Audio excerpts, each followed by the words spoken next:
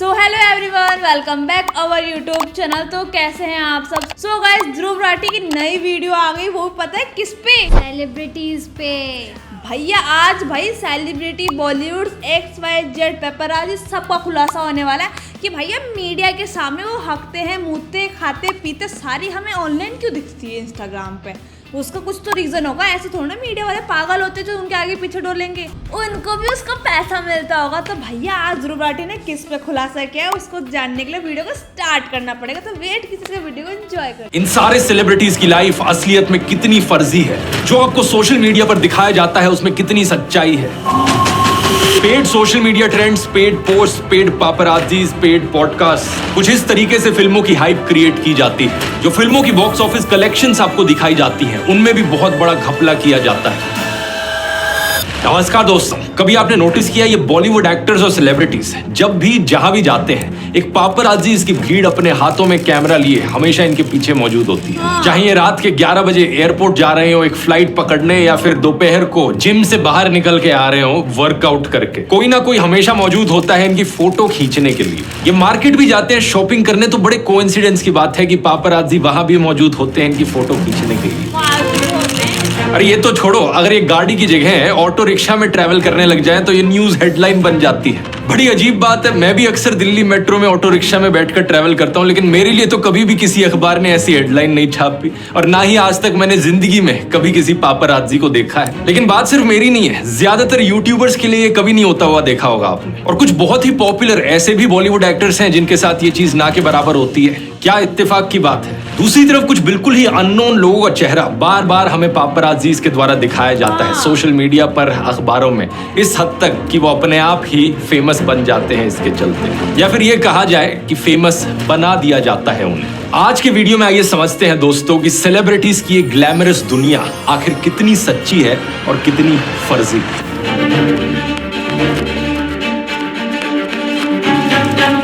आज के दिन दोस्तों पापराजी शब्द उन लोगों के लिए इस्तेमाल किया जाता है जिनका काम है सेलिब्रिटीज और हाई प्रोफाइल लोगों की फोटोज खींचना। इंडिया में कहा जाए तो ये लोग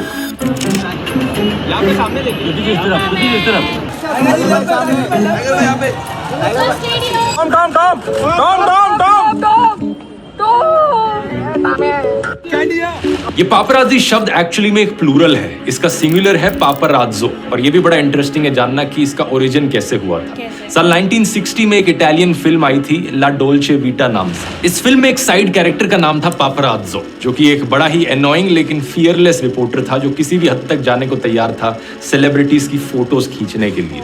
फिल्म के डायरेक्टर अपनी ऑटोबायोग्राफी में बताते हैं कि उन्होंने ये पापराज़ो शब्द क्यों चुना, क्योंकि ये एक इटालियन स्लैंग है जिसका मतलब है एक बड़ा सा भिन भिनाता हुआ मच्छर। उन्होंने कहा कि उस रिपोर्टर की पर्सनैलिटी दर्शाने के लिए ये बिल्कुल सही शब्द था। बिल्कुल एक मच्छर जैसे आपके कानों के आसपास भिन भिनाता रहता है, कभी काटता है, कभी तंग करते रहता है। वो न्यूज रिपोर्टर भी ऐसे ही है। What happened in the meeting between you and Nitish ji? How was the meeting? This is not a right place to talk. Do not disturb them. So how was the meeting between you and Nitish ji? इंसान ढंग से Don't have to travel भी नहीं comment कर on सकता। anything. Why was the meeting nice? Nitish ji का आशीर्वाद मिला आपको? Is he okay? Is he happy? Why is this not the right time to talk? We'll speak to Tell someone. us everything is fine. That's all. ठीक इसी तरीके से जब भी आप वेब ब्राउजिंग करते हो, आपका पीछा कर रहे होते हैं ढेर सारे ऑनलाइन ट्रैकर्स।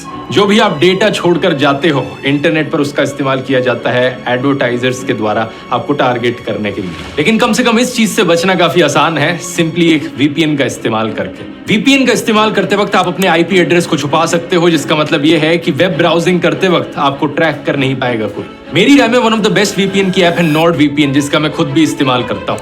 NordVPN के जरिए आप अपनी लोकेशन भी स्पूफ कर सकते हो। तो कुछ कंट्रीज में कुछ कंटेंट, कुछ वेबसाइट्स अक्सर ब्लॉक्ड होती है, उन रिस्ट्रिक्शंस को बाईपास किया जा सकता है अपनी लोकेशन बदल के। रिसेंटली NordVPN ने अपनी नई eSIM की सर्विस भी लॉन्च करी है सेली नाम से। इसके जरिए आप दुनिया भर ट्रैवल करते हुए कैरियर स्विच कर सकते हो और बहुत कम रोमिंग चार्जेस पे करो। जितना डेटा आप इस्तेमाल करोगे सिर्फ उतने के लिए आपको पे करना है। और बेस्ट चीज यहाँ पर यह है कि NordVPN आपको एक बहुत बड़ा वाउचर दे रहा है, 20 GB डेटा सेली के eSIM पर। ज्यादातर मोबाइल प्लान्स के मंथली डेटा से ज्यादा डेटा है ये। इस लिंक पर आपको पहले तो बहुत बड़ा डिस्काउंट मिलेगा वीपीएन खरीदने पर, प्लस 4 एडिशनल महीने फ्री मिलेंगे इस वीपीएन के, और प्लस 20 GB ई सिम डेटा कार्ड मिलेगा आपको। nordvpn.com/dhruv पर जाकर आप चेकआउट कर सकते हैं। और अब टॉपिक पर वापस आते हैं। साल 1961 की टाइम मैगजीन में पापराजी के ऊपर एक फीचर आर्टिकल लिखा गया था, जिसकी वजह से ये पापराजी शब्द और भी पॉपुलर हो गया। उस आर्टिकल में पापराजी को एक भूखे भेड़ियों के पैक की तरह कहा गया था। इसके पीछे एक बड़ा सिंपल कारण था। उन दिनों पापराजी का कल्चर इसी चीज के लिए जाना जाता था, छुपके से सीक्रेटली सेलिब्रिटीज की फोटोज खींचना, बिना उनकी परमिशन के, बिना उनकी प्राइवेसी की कदर करे, हर जगह सेलिब्रिटीज के पीछे पड़ जाना फोटोज पाने के लिए। साल 1997 में प्रिंसेस डायना का जो इनफेमस कार एक्सीडेंट हुआ था, जिसमें उनकी मृत्यु भी हो गई थी, दुनिया भर में इसकी खबर बनी थी। इसके पीछे एक बड़ा कारण बताया गया पापराजी को। उस रात उनकी गाड़ी का पीछा कर रही थी बड़ी बेशर्मी से पापराजी की गाड़ियां। उनसे बचने के चक्कर में उनके ड्राइवर ने गाड़ी को आगे तेज भगाया, जिसकी वजह से उनकी गाड़ी टनल के अंदर घुसते हुए एक पिलर से जाकर टकरा गई। दुनिया भर में इस एक इंसिडेंट की वजह से पापराजीज की एथिकल बाउंड्रीज को लेकर सवाल उठे थे। लेकिन इंडिया में 1990s के समय पापराजी का कल्चर जस्ट शुरू हो रहा था। 1991 की इकोनॉमिक लिबरलाइजेशन के बाद इंटरनेशनल ब्रांड्स के साथ साथ टैबलॉइड कल्चर भी इंडिया में आया। Stardust, mid day, Bombay times और पेज 3 जैसी मैगजीन्स पॉपुलर होने लगी। योगेन शाह को इंडिया का पहला पापराजो बताया जाता है। और उस जमाने में जब इंटरनेट और सोशल मीडिया नहीं था, तो इन पापराजीज का बिजनेस मॉडल बड़ा साफ था। पॉपुलर सेलिब्रिटीज की ऐसी कैंडिड फोटोज खींचो जो पहले किसी ने ना देखी हो, और इन फोटोज को जाकर मैगजीन्स और टैबलॉइड्स को बेच दो। लोगों में भी बहुत इंटरेस्ट था इस चीज को लेकर, क्योंकि सोशल मीडिया नहीं था तो सेलिब्रिटीज की जिंदगी में ज्यादा झलक देखने को नहीं मिलती थी। आम जनता में क्यूरियोसिटी थी जानने की कि ये सेलिब्रिटीज आखिर जीते कैसे हैं अपनी जिंदगी, कैसे घरों में रहते हैं, क्या करते हैं ये। इसी के चलते ये कल्चर पॉपुलर हुआ। लेकिन आज सोशल मीडिया के आने के बाद ये पूरा सिस्टम उलट चुका है। अब पापराजी के लिए सीधा सेलिब्रिटी से ही पैसे लेना, उनकी फोटोज खींचने के लिए एक नया मॉडल बन गया है। मजाक नहीं कर रहा, बहुत से पापराजी आज के दिन इस बात को ओपनली एडमिट भी करते हैं। Smaller stars do call you, right? They send messages on media groups. They even ready to pay and they say, भैया please हमारा shoot करो। कोई नाम दो ना। Everybody who's new, even everybody who's made it also will always start off, right? The paparazzi thing is commercialized now in a very big way. अब दो तरीके के मॉडल्स यहाँ पर बन गए हैं। एक जो सो कॉल्ड सेलिब्रिटीज हैं, जो पब्लिसिटी चाहते हैं और पापराजी को पैसे पे करते हैं अपने पीआर के लिए, पब्लिसिटी के लिए। और दूसरे हैं टॉप के ए लिस्ट असली सेलिब्रिटीज, जिन्हें पब्लिसिटी की कोई जरूरत नहीं है, जो कभी पैसा नहीं पे करना चाहेंगे अपनी फोटोज खिंचाने के लिए, लेकिन फिर भी डिमांड है पब्लिक में उनकी फोटोज देखने की, प्राइवेट कैंडिड फोटोज देखने की, तो पापराजी उनकी फोटोज छुपके से खींचते हैं। ये दूसरी कैटेगरी में हो गए शाहरुख खान, आमिर खान, विराट कोहली जैसे लोग। आपका ही लेते सिर्फ आपका ही लेते हम नहीं लेते। ठीक है कैमरा डरना मैम हमारे बेडरूम में। लेकिन सवाल यहाँ पर ये, कितनी फोटोज जो आप सोशल मीडिया में, अखबारों में देखते हो सेलिब्रिटीज की, वो ऑथेंटिक होती हैं और कितनी पैसे देकर पीआर वाली फोटोज होती हैं। मानव मंगलानी ने अपने इंटरव्यू में कहा ये रेशियो 30-70 की है, लेकिन मेरी राय में ये रेशियो असलियत में 90-10 की है। 90% चीजें जो आप देखते हो सोशल मीडिया पर, टीवी पर, अखबारों में इन सेलिब्रिटीज के बारे में, वो पेड प्रमोशन होती है, फर्जी एक्टिंग होती है, और सिर्फ 10% ऑथेंटिक होती है। मैं ऐसा क्यों कह रहा हूँ, ये चीज आप आगे वीडियो देखोगे तो समझोगे। सोचकर देखो, एक सेलिब्रिटी की लाइफ में कितनी चीजें जो आपको पब्लिकली दिखती हैं वो पेड प्रमोशन पीआर होती है, और कितनी चीजें ऑथेंटिक और असली होती है। दूसरा, नोटिस करो कब कब ये सेलिब्रिटीज पॉडकास्ट और इंटरव्यूज देते हैं। 90% सेलिब्रिटी पॉडकास्ट पर सिर्फ तभी आते हैं जब उनकी मूवीज रिलीज होने वाली होती है। और अगर हम बात करें उन सोशल मीडिया पेजेस के बारे में जो रेगुलरली बॉलीवुड और सेलिब्रिटीज के बारे में पोस्ट करते हैं, वहां पर भी पहचानना आपके लिए काफी मुश्किल हो सकता है। लेकिन बहुत सारी पोस्ट अक्सर पीआर होती हैं और पेड प्रमोशन होती है। कई बारी बस इस चीज का साफ सबूत दिख जाता है, जैसे कि इंस्टेंट बॉलीवुड के इस इंस्टाग्राम पेज पर इस 2 साल पुरानी पोस्ट को देखो। कैप्शन में क्या लिखा है, hi can you please use this picture and mention #Divya Khosla Kumar, this is BTS of her recently release song #designer. पीछे से जो भी कैप्शन लिखने को कहा, इन्होंने बस कॉपी पेस्ट कर दिया गलती से। हालांकि बाद में इस पोस्ट को करेक्ट कर लिया गया था, लेकिन इससे आपको अंदाजा लग जाना चाहिए कि बहुत सारी पोस्ट जो आप सोशल मीडिया पर देखते हो, ऐसे अकाउंट्स पर देखते हो, वो पीआर होती है। कितनी बारी आपने नोटिस किया है थर्सडेज और फ्राइडेज को जब भी कोई नई मूवी रिलीज होती है सिनेमा हॉल्स में, ट्विटर पर उस मूवी का हैशटैग ट्रेंड कर रहा होता है। उस हैशटैग पर क्लिक करोगे तो आपको ढेर सारे ऐसे ट्वीट्स दिखेंगे जो उस मूवी की तारीफ कर रहे होते हैं। जैसे कि इन ट्वीट्स को देखिए, रॉकी और रानी की प्रेम कहानी जब मूवी रिलीज हुई थी, ये सारे रिव्यूज उस मूवी के आए थे और ट्विटर पर इन अकाउंट्स ने ट्वीट किया था और इन सब ने सेम सी भाषा का इस्तेमाल कर रखा है, सेम से फ्रेजेस का इस्तेमाल कर रखा है। क्योंकि बात कुछ ऐसी थी दोस्तों कि ये सारे ट्वीट्स फेक थे। इन अकाउंट्स को एक पीआर कंपनी के द्वारा हैंडल किया जा रहा था। इसका मतलब ये नहीं कि ये कोई बेकार या फ्लॉप फिल्म थी। जब मैंने ये फिल्म देखी तो मुझे तो जेन्युइनली अच्छी लगी और पब्लिकली मैंने इसकी तारीफ भी करी थी ट्विटर पर बिना पैसे लिए। लेकिन ये सोशल मीडिया पर जो फर्जी काम चल रहा है, उदाहरण के तौर पे थोड़ा डिटेल में देखते हैं। इनमें से एक अकाउंट है ये सपना नाम से। इस अकाउंट पर क्लिक करोगे और इसके ट्वीट्स नीचे देखोगे तो आपको दिखेंगे बहुत सारे ट्वीट्स किए गए हैं इसके द्वारा। 4 जून को ये अकाउंट ट्वीट कर रहा था hashtag the narrative on TOI के साथ, टाइम्स ऑफ इंडिया को प्रमोट करते हुए। लेकिन उसके नीचे 4 जून को इसने ABP न्यूज को भी प्रमोट किया। थोड़ा और नीचे जाओगे तो हैशटैग TOI काउंटिंग डे देखने को मिलेगा। और नीचे जाओगे तो हैशटैग रिजल्ट्स विद डीकोडर, एक और सेपरेट प्लेटफॉर्म को प्रमोट किया गया। थोड़ा और स्क्रॉल करो, 1 जून का ये PR ट्वीट देखो, hashtag mister and Mrs Mahi review, इस मूवी को अच्छा रिव्यू दे रखा है। इसके नीचे hashtag IDFC first bank best. Scroll करते जाओगे तो आपको हर दूसरा ट्वीट किसी मूवी का प्रमोशन तो किसी कंपनी का प्रमोशन दिखेगा। इन PR अकाउंट्स को अक्सर PR कंपनीज के द्वारा हैंडल किया जाता है और इन ट्वीट्स को देखकर कोई भी समझ जाएगा कि यहाँ पर पे किया जा रहा है प्रमोशन के लिए। 25 मई के दिन इस एक अकाउंट ने प्रमोशन करी बीजेपी को वोट करने की, कांग्रेस को वोट करने की और केजरीवाल को वोट करने की भी। ये ट्वीट्स देखो, हैशटैग दिल्ली विद केजरीवाल, उसी के नीचे एक और ट्वीट है हैशटैग हमारा वोट बीजेपी को। और नीचे स्क्रॉल करोगे तो 18 मई का ट्वीट दिखेगा हैशटैग सबसे सॉलिड प्रियंका इंटरव्यू, जहां पर प्रियंका गांधी की तारीफ करी जा रही है। और इसी से ही एकदम पिछले वाला ट्वीट है हैशटैग दिल्ली के दिल में मोदी, दिल्ली सपोर्ट मोदी। तो ये PR कंपनीज अपने कॉन्ट्रैक्ट्स अलग अलग पॉलिटिकल पार्टीज को भी देती हैं और सेम ही अकाउंट से अपना काम भी कराती हैं। इन सभी पॉलिटिकल पार्टीज को कहना चाहूंगा, अपनी आंखें खोल लो, इन चीजों पर पैसे बर्बाद करके कोई फायदा नहीं है। लेकिन सेलिब्रिटीज पर वापस आए तो सेलिब्रिटीज से ज्यादा शायद ही कोई इन PR कंपनीज का इस्तेमाल करता है। वो hashtag mister and Mahi review वाला जो ट्वीट है, उस ट्वीट पर क्लिक करोगे तो आपको ऐसे ही और ट्वीट्स मिलेंगे। एक और ऐसा ही अकाउंट देखने को मिल जाता है निशा सैनी 32 नाम से। मोस्ट लाइकली ये जो प्रोफाइल पिक इस्तेमाल की गई है ये किसी भी ऐसी ही लड़की की करी गई है। इस ट्विटर टाइमलाइन पर भी स्क्रॉल करो, सेम चीजें देखने को मिलेंगी, एक से बढ़कर एक प्रमोशन है। Paid social media trends, paid post, paid paparazzis, paid podcast, कुछ इस तरीके से फिल्मों की हाइप क्रिएट की जाती है। लेकिन बात यहाँ पर रुकती नहीं है। आजकल एक और नया ट्रेंड शुरू हो गया है कॉर्पोरेट बुकिंग्स कराने का। कॉर्पोरेट बुकिंग का मतलब है कि जब ये प्रोड्यूसर्स अपनी किसी फिल्म की खुद ही बुकिंग कर लेते हैं और कंपनीज या कॉर्पोरेट्स में डिस्ट्रीब्यूट कर देते हैं। इसे प्रमोशनल एक्टिविटीज, एम्प्लॉय एंगेजमेंट या क्लाइंट एंटरटेनमेंट का नाम दिया जाता है, लेकिन असलियत में जो ये कर रहे हैं वो बेसिकली फिल्म की हाइप क्रिएट कर रहे हैं। फिल्म रिलीज के पहले 2-3 दिन ज्यादातर टिकटें खुद ही खरीद लो ताकि ऐसा लगे कि ये फिल्म तो हाउसफुल चल रही है, बहुत सारे लोग इस फिल्म को देखना चाहते हैं, तो लोग मोटिवेट हों कि हाँ हमें भी ये फिल्म जाकर देखनी है। इस आर्टिकल के अनुसार 2023 में रिलीज हुई एक फैमिली एंटरटेनर बॉलीवुड फिल्म ने 20 करोड़ रुपए खर्च किए थे कॉर्पोरेट बुकिंग्स पर। इसके अलावा 2023 के एंड में रिलीज हुई 2 फिल्मों ने करीब 70 करोड़ रुपए खर्च किए कॉर्पोरेट बुकिंग्स पर। ये देखिए क्या लिखा है, बुक माई शो पर इन फिल्मों के शोज हाउसफुल दिख रहे थे, लेकिन हॉल के अंदर कोई ऑडियंस मौजूद नहीं थी।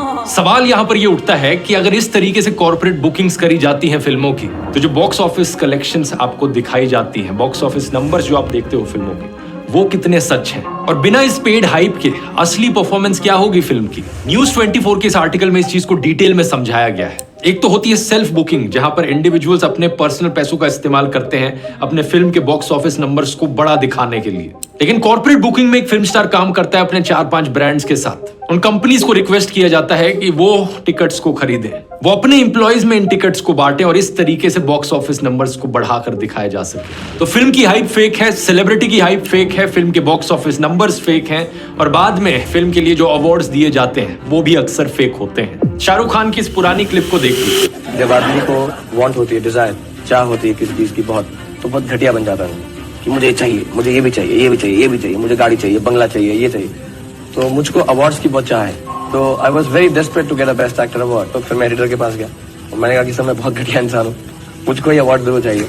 और अगर आप पैसा लेते हैं तो मैं पैसा भी दे दूंगा। ये बात कर रहे हैं कैसे इन्होंने एक बार एक अवार्ड शो के एडिटर को रिश्वत देने की कोशिश करी थी ताकि इन्हें अवार्ड मिल जाए। तो मैंने जाकर उनसे कहा कि सर मुझे अवार्ड दे दीजिए, तो उन्होंने कहा ऐसे अवार्ड हमारे नहीं दिए जाते, अगर आप अच्छे होंगे तो वो पब्लिक का उसमें आता है, टिक मार्क देके भेजेंगे और आप अच्छे होंगे तो आपको मिलेगा। अब उस वक्त ये रिश्वत तो सक्सेसफुल हुई नहीं, लेकिन आज के दिन जरूर आरोप लगते हैं ऑलमोस्ट हर इंडस्ट्री में कि कैसे अवार्ड्स को खरीदा और बेचा जाता है। इन अवार्ड शोज की क्रेडिबिलिटी ऑलमोस्ट खत्म हो चुकी है। आलिया भट्ट की इस क्लिप को देखिए। Thank you. Okay, I'll say thank you to Jitesh. I'll say thank you to Filmfare. Thank you, Anu. I literally told Jitesh that when he said, you're coming for my Glamour and Style Awards is happening on the 3rd, you have to come. I said, okay, I'm coming, just give me an award. Like, I don't even know which award I was getting. You all can cut that out, but that's the truth. Thank you for giving me this award. ये openly confess कर रही थी कि कैसे ये award show attend ही ना करने आती अगर इन्हें अवार्ड नहीं दिया जाता तो। एक बार फिर से पर्सनली मेरी आलिया भट्ट से कोई दुश्मनी नहीं है, लेकिन पॉइंट यहाँ पर ये है कि अगर इस तरीके से चीजें होती है तो क्या क्रेडिबिलिटी बची इन अवार्ड शोज। आज के दिन आपने ये भी नोटिस किया होगा कि ये अवार्ड शोज अपनी मनपसंद की कोई भी कैटेगरी बना देते हैं। पहले होते थे best actor, best film, best director जैसे अवार्ड्स, और अब 2024 के जी सिने अवार्ड्स की जरा कैटेगरीज देखो। Hot and techie performer of the year award, nothing to hide award. इस साल हम स्टार स्क्रीन अवार्ड्स में एक नया अवार्ड इंट्रोड्यूस करने जा रहे हैं, the nothing to hide award. ये क्या अवार्ड्स हैं? मतलब कुछ भी बनाकर बोलते रहोगे। वैसे ये चीज सिर्फ फिल्म इंडस्ट्री तक सीमित नहीं है, इन्फ्लुएंसर अवार्ड्स का भी यही हाल है। एंटरप्रेन्योर इंडियाज इन्फ्लुएंसर अवार्ड्स 2024 की कैटेगरीज देखो। Trend setter of the year, best new Qamar of the year, rising star of the year, young influencer of the year, cosmopolitan blogger awards 2024 की categories देखो। Fashion influencer award, emerging fashion influencer award, luxury fashion influencer award. ऐसा लगता है कि जबरदस्ती नई categories बनाई जा रही हैं ताकि हर किसी को कुछ ना कुछ अवार्ड तो दिया जा सके। अब मुझे देख लो, 20 मिलियन से ज्यादा सब्सक्राइबर्स हैं, लेकिन आज तक मुझे कोई भी ऐसा इन्फ्लुएंसर अवार्ड नहीं मिला है। जानते हो क्यों? ऐसा नहीं है कि मेरे को इन्विटेशंस नहीं आते। अक्सर ये अवार्ड कंपनीज मुझे ईमेल करती हैं कि हम आपको ये अवार्ड देंगे, लेकिन इनकी हमेशा कंडीशन होती है कि रिटर्न में कुछ ना कुछ एक्सपेक्ट करते हैं। डायरेक्टली पैसे नहीं तो इनडायरेक्ट प्रमोशन एक्सपेक्ट करते हैं ये। ऊपर से कितने अवार्ड्स खरीदे जा रहे हैं और कितने अवार्ड्स सिर्फ पब्लिसिटी के लिए दिए जा रहे हैं, कौन जाने। यही कारण बताया जाता है कि फिल्म इंडस्ट्री में आमिर खान जैसे एक्टर ने पिछले 20 सालों में किसी भी अवार्ड फंक्शन को अटेंड नहीं किया। सच बात यह है दोस्तों, अगर हम पापराजी के टॉपिक पर वापस आए तो ज्यादातर बॉलीवुड सेलिब्रिटीज और एक्टर्स अपनी प्राइवेसी को आसानी से मेंटेन रख सकते हैं अगर वो चाहें तो। यही कारण है कि कुछ सेलिब्रिटीज की पापराजी फोटोज आपको ऑलमोस्ट कभी नहीं देखने को मिलेंगी, लेकिन दूसरी तरफ कुछ ऐसे सेलिब्रिटीज होंगे जिनकी पापराजी फोटोज हर दिन आपको सोशल मीडिया पर, अखबारों में और टीवी पर देखने को मिलेंगी। हॉलीवुड में इसका सबसे बड़ा एग्जाम्पल है किम कार्दाशियन। उनके बारे में तो ये तक कहा जाता है कि पापराजी जो फोटोज उनकी लेते हैं उन्हें वो खुद एडिट करके उन्हें वापस देती हैं पब्लिश करने से पहले। इस आर्टिकल को देखिए, लोग किम कार्दाशियन को अक्यूज कर रहे हैं कि उनकी जो लेटेस्ट पापराजी फोटोज है वो एक्चुअली में एडिटेड है, या फिर उनकी बहन काइली जेनर जिनकी कोविड लॉकडाउन के बाद ये एक्चुअल कैंडिड फोटोज वायरल हुई थी, लेकिन वो नहीं चाहती थी कि ये असली फोटोज किसी को दिखें, तो उसके तुरंत बाद उन्होंने ये फेक कैंडिड पापराजी फोटोशूट किया था। सेलिब्रिटीज की इस फेक दुनिया में कुछ जेन्युइन एक्सेप्शंस भी हैं, कुछ ऐसे केसेस जहां पर एक्चुअली में कुछ सेलिब्रिटीज तंग हो चुके हैं इन पापराजी से, जैसे कि जया बच्चन के ये पापराजी वीडियोस देखिए। आप लोग कौन है? आप मीडिया से हो? इन वीडियोस को देखकर आप क्लियरली समझ सकते हैं कि इन्हें ये चीज बिल्कुल पसंद नहीं आ रही है। आलिया भट्ट को लेकर एक इंसिडेंट हुआ था जहां पर कुछ पापराजी ने उनके घर के अंदर की फोटो ले ली थी। ऐसे कई केसेस देखे गए हैं जहां पर सेलिब्रिटीज की प्राइवेसी को बड़ी बेशर्मी से नजरअंदाज किया कई लोगों ने। विराट कोहली का एक ये वीडियो वायरल हुआ था जहां पर उनके होटल के कमरे का किसी ने वीडियो लिया, अंदर घुसकर उनके सामान को दिखा दिया एक वीडियो में और उसे पब्लिक कर दिया। कई सेलिब्रिटीज बड़े सख्त कदम उठाते हैं ऐसी चीजों को होने से रोकने के लिए, जैसे कि कटरीना कैफ और विक्की कौशल की शादी।